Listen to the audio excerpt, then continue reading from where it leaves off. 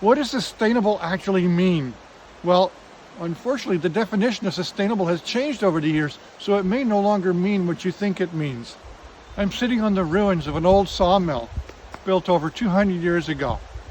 They used to cut down the local trees to feed the sawmill, and when the local trees were gone, they cut down trees further and further away, making the price of the lumber go up until they weren't profitable anymore.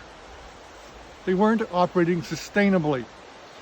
The original definition comes from a German fellow named von Carlowitz who was worrying about the same problem.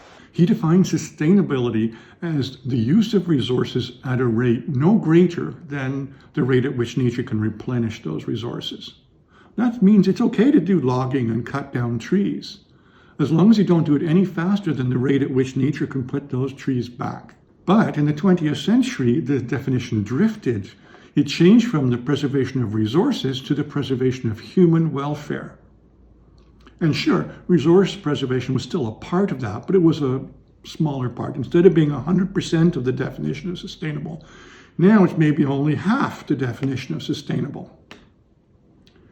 And then it changed yet again. The modern definition of sustainable is the triple bottom line, which means we worry about social, economic, and environmental factors. So now environmental factors are only a third of the definition. And even worse, we find that of the environmental third of the definition, only a portion of it is actually resource preservation. There's an oil company that sells a sustainable dry cleaning solvent made from petroleum. That would be laughable by the original definition of sustainable. But by the triple bottom line definition, they might actually be right about it being sustainable because preservation of resources is so unimportant in the modern definition of sustainable. So thanks to the modern triple bottom line definition, we can burn through our resources and not worry about it. We can still call it sustainable.